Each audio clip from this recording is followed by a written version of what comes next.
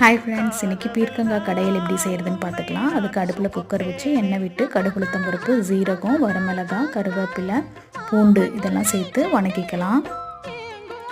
பெரிய வெங்காயம் பொடியாக கட் பண்ணி அதையும் வணக்கிட்டு பீர்க்கங்காயை பொடி பொடியாக க்ளீன் பண்ணி கட் பண்ணி வச்சுருக்கேன்.